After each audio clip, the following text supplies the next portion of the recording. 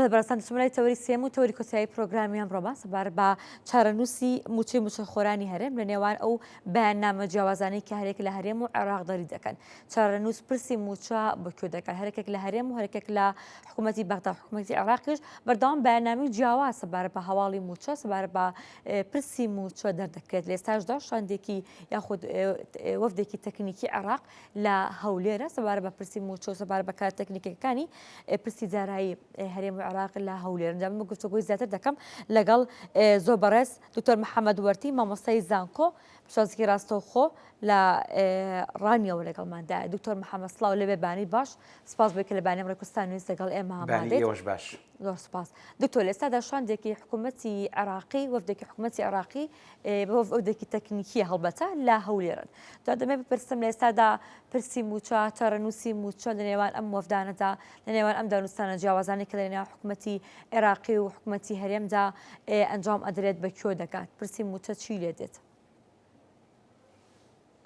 بەڵێ دیارە پرسی موچە بە شوێ دەگا.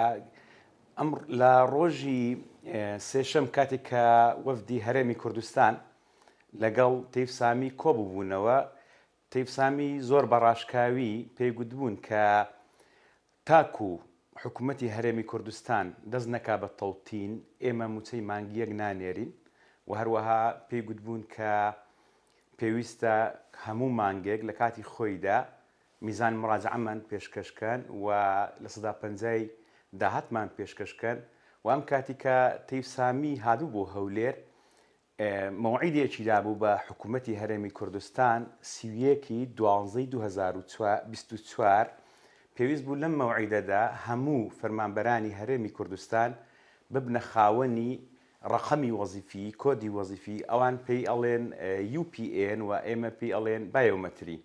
بەڵام لە دووە تەسریحی وەزارەتی مالیە ئیتیحادی کە ئێستاوە لە بەردەستمە ئەڵێ ئەم مەوعیدە تەواو بوو، بەڵام حکوومەتی هەرێمی کوردستان کۆدی وەزیفی بۆ سەرجەم فەرمانبەرانی خۆی دروست نەکرد و حساب کراوە حکوومەتی ئیتیحادی دەڵێ بای 35 ملیار دینار ناوی دووبارە.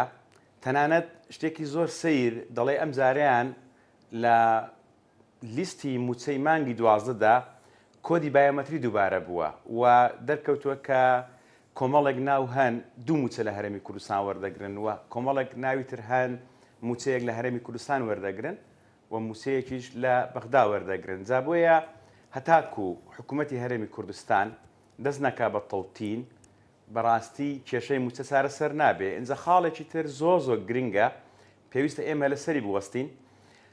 بڕیاری دادگای فیدراڵی مادەی 12 بڕگەی های لە یاسای بودجە هەڵوەشاندۆتەوە کە کۆمەڵێک مەرجی زۆر قورسی بەسەر هەرێمی کوردستاندا سەپاند بوو. بۆ نمونە لەم بڕگەیەدا هاتووە کە ئەگەر حکوومەتی هەرێمی کوردستان نەوت تەسلیم نەکە حکوومەتی ئیتیحادی موچە نانێرێ، ئەگەر داهات تەسلیم نەکە حکوومەتی ئیتیحادی موچە نانێرێ، ئەگەر تەسویەی حساباتی 20 ساڵ نەکە حکوومەتی ئیتیحادی موچە نانێرێ، ئەگەر قەرزی بانقەکان نەداتەوە ئەوان ئامادەنین موچە بنێرن. بەڵام بڕیاری دادگای فیدراڵی کە بڕیاری داوە موچەی فەرمانبەرانی هەرێمی کوردستان هاوشێوەی هەموو پارێزگاکانی دەوڵەتی ئیتیحادی تەڵتین بکرێ، ئەم بڕگەیە هەڵدەوەشێنێتەوە هەتاکو تەڵتین نەچێتە بواری جێبەجێکردنەوە. ئەم بڕگەی ها لە مادەی 12 لە یاسای بودجە هەڵناوەشێتەوە. ئەم بڕگەیە بیانوویەکی زۆر گەورەیە بەدەستی حکوومەتی ئیتیحادیەوە کە بە ئارەزوی خۆی یاری بکە بە بودجە و قوتی خەڵکی کوردستان. من نمونەیەکت بۆ بێنمەوە بۆی زۆر وازح بێ. ئەگەر مامۆستایەک پرسیارێک بۆ ئیمتیحان دابنێ و خوێندکارێکی هەبێ، ئەم خوێندکارێکی مولتەزیم نەبێ، ئەم مامۆستایە لە ناو پرسیارەکانیە بەهانەی زۆری دەستەکەوێ کە دەرەجەی لێ بشکێنێ و ئەم خوێندکارە محاسبە بکە. بەڕاستی ئەمان چۆن حیلەی شەرعی لای مەلاکان هەیە، بە هەمان شێوە حیلەی شەرعی لای تەیف سامی و ئەو مدیر عامانە هەیە کە لە وەزارەتی مالیە ئیتیحادی داوامەکەن. جا خاڵێکی تر کە زۆر گرنگە پێویستە ئێمە قسەی لەسەر بکەین و لەسەری بوەستین ئەوەیە کە لەم مەسئولیەتە گەورەیەدا تەنیا حکوومەتی هەرێمی کوردستان بەرپرسیارنیە بەڕاستی و نوێنەرانی کورد هەم لە ئەنجومەنی وەزیرانی ئیتیحادی و لە پەرلەمانی عێراق ئەوانیش بەرپرسیارن. ئەم مەسئولیەتێکی تەزامونیە، یعنی ئەندام پەرلەمانە کوردەکان ئەوانی پەرلەمانی عێراق بەوە لە مەسئولیەتی یاسایی و نیشتیمانی و نەتەوەی خۆی ڕزگاریان نابێ بێنە سەر شاشە بڵێن وەلا حکوومەتی هەرێمی کوردستان پابەند نابێ. ئەوانیش مەسئولن. بۆ نمونە کاتێک کە مادەی 11 قانونی بودجێ عێراق کاتێک کە سیاغە کراوەتەوە لە ڕووی زمانەوانیەوە وشەیەک بۆ ئەم مادەیە زیاد کراوە الئینفاق الفعلی.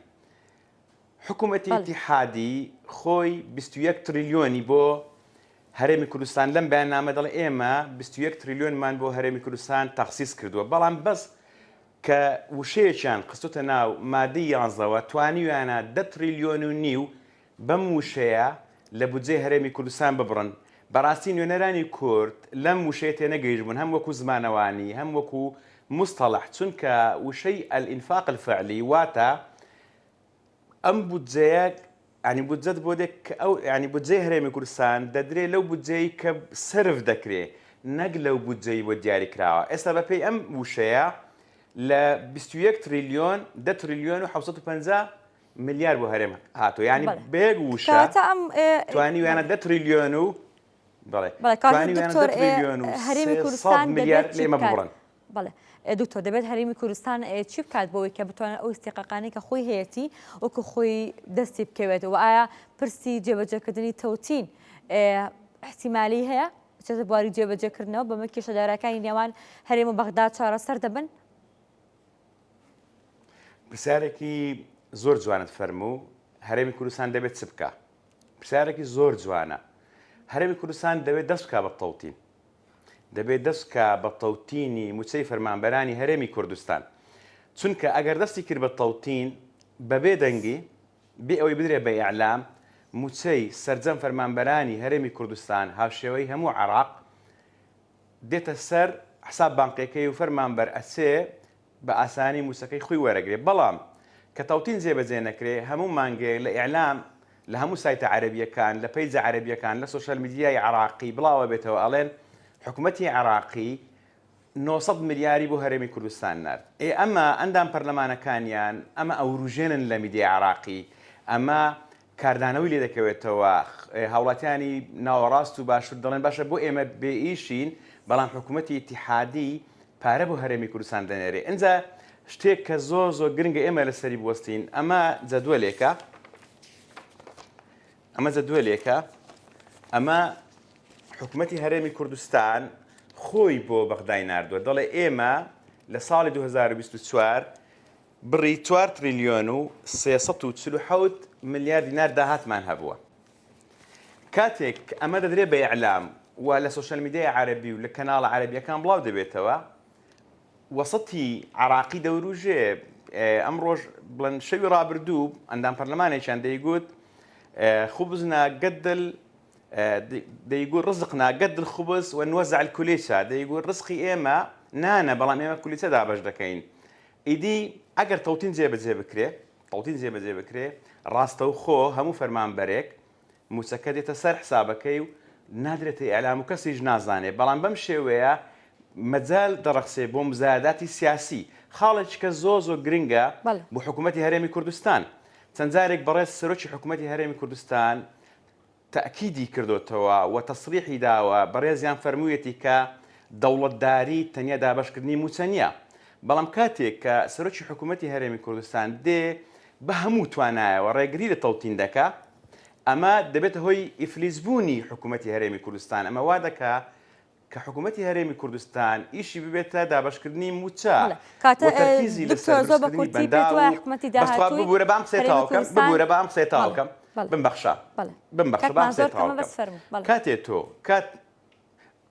بمبەخشە کاتێ تۆ ئیشی حکوومەت دەبێتە دابەشکردنی موچە، ئەی حکوومەت دەبێت بەنداو دروستکە، دەبێت زادە دروستکە، قوتابخانە دروستکە، نەخۆشخانە دروستکە، ڕێگاوبان دروستکە.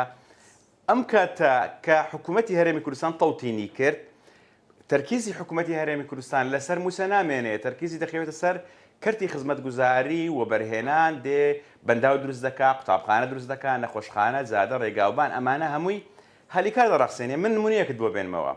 بەنداوی گۆمەسپان تەنیا 3 ملیاری تێچووە. تەنیا 3 ملیاری تێچوو بەنداوی گۆمەسپان، بەڵام هەلیکاری بۆ 500 کەس ڕەخساندووە. بەنداوی ئەو بەنداوێشتر هەیە لە نزیک هەولێر، ئێستا ناوەکەم بیر نەماوە، تەنیا 90 ملیاری تێچووە، هەلیکاری بۆ 1000 کەس ڕەخساندووە. گەورەترین گۆڕانی ئابووری، گۆڕانی ژینگەی لە هەرێمی کوردستان دەڕەخسێنێت. وەڵامم بیتەوە حکوومەتی داهاتووی هەرێمی کوردستان پێت وایە تۆتین جێبەجێ دەکات؟